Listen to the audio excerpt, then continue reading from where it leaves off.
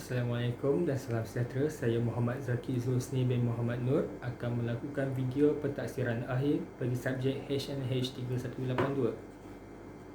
Tajuk video ini adalah Sustainable Development Goals Ivory Coast, strategi menuju sifar kemiskinan bermula tahun 2009. Sustainable Development Goals SDG atau juga lebih dikenali sebagai Agenda Pembangunan Lestari 2030 merupakan agenda pertubuhan bangsa-bangsa bersatu PBB bertujuan untuk melestarikan bumi, menjaga keamanan dan kemakmuran sejagat. Ia mempunyai 17 matlamat yang mana kita akan mengupas matlamat yang pertama, iaitu menamatkan segala bentuk kemiskinan di mana-mana sahaja. Penanda aras bagi matlamat pertama ini adalah pada tahun 2030 tiada miskin tegar di dunia di mana-mana sahaja. Apa yang saya maksud dengan miskin tegar? Ia merupakan individu yang mendapat gaji atau upah di bawah 1.25 US dollar sehari. Ini merupakan maklumat tambahan. Ini adalah bendera Ivory Coast. Ivory Coast atau nama rasminya Republic of Cote d'Ivoire terletak di pesisir pantai selatan wilayah Afrika Barat. Ibu negaranya adalah Yamoussoukro, terletak di tengah-tengah negara, dan bandar utamanya adalah Abidjan, bandar pelabuhan di selatan negara. Pernah dijajah oleh Perancis pada 1893 dan mendapat kemerdekaan pada tahun 1960. Ivory Coast terkenal sebagai pengeksport koko terbesar di dunia, juga pengeksport barangan keseluruhan keempat terbesar di dunia. Namun, Ivory Coast juga terkenal sebagai negara ke-19 kadar HIV/AIDS tertinggi di dunia. Mereka masih mempunyai isu buruh kanak-kanak dan 1/4 populasi hidup di bawah garis kemiskinan antarabangsa. Cote d'Ivoire Poverty Reduction Strategy Paper merupakan satu kertas kerja yang menerangkan langkah-langkah pengurangan kadar kemiskinan di Ivory Coast. Ia telah dibentangkan pada tahun 2008 dan diwartakan oleh Kabinet Kerajaan pada Februari 2009. Di dalam kertas ini terdapat 4 strategi yang akan Ivory Coast laksanakan dalam tempoh 7 tahun bermula dari 2009. Ia bertujuan untuk mencapai keamanan serantau serta mentransformasikan ekonomi Ivory Coast. Strategi yang pertama adalah merombak semula dasar-dasar negara. Prasyarat untuk memajukan ekonomi adalah untuk mencapai keamanan dan pemerintahan yang baik. Tahukah anda, Ivory Coast pernah mengalami 2 perang saudara, iaitu yang pertama daripada tahun 2002 hingga 2007 dan yang kedua daripada tahun 2010 hingga 2011. Malahan, Ivory Coast pernah menghadapi coup d'etat pada tahun 1999. Untuk pengetahuan anda, sehingga kini masih terdapat militan tentera di sekitar negara. Militan-militan ini telah menakut-nakutkan warga negara Ivory Coast, yang mana ia mengganggu ekonomi warga tempatan. Sebab peperangan adalah kerana Presiden di Ivory Coast mempunyai kuasa yang mutlak, lalu mereka sewenang-wenangnya menggunakan kuasa mereka.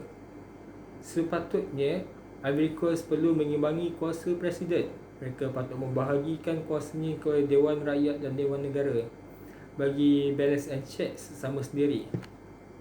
Seterusnya adalah mentransformasikan Ivory Coast menjadi kuasa ekonomi yang bangun. Pelaburan dalam infrastruktur merupakan prasyarat untuk meningkatkan ekonomi Ivory Coast juga. Maka, kerajaan Ivory Coast telah membina 2,988 km jalan baharu serta menurap 1,625 km jalan sediada.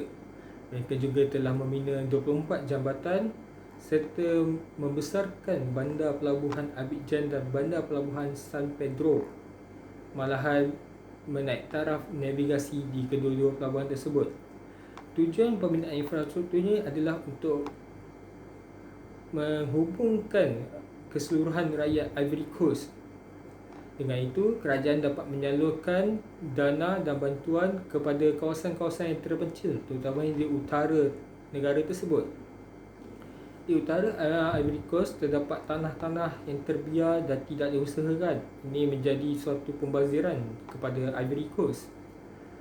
Maka tanah-tanah tersebut boleh diusahakan dengan penanaman koko hasil bantuan kerajaan. Lantas ini akan menciptakan peluang pekerjaan baharu untuk rakyat Ivory Coast sendiri. Tanaman koko yang telah dibuat boleh dikomersialkan kepada seluruh dunia. Strategi yang ketiga adalah kesamaan dalam kesejahteraan sosial. Majoriti penduduk Ivory Coast, terutamanya wanita yang dewasa, tidak mendapat pendidikan. Malahan, kanak-kanak di sana yang berumur 6 hingga 10 tahun tidak pergi ke sekolah.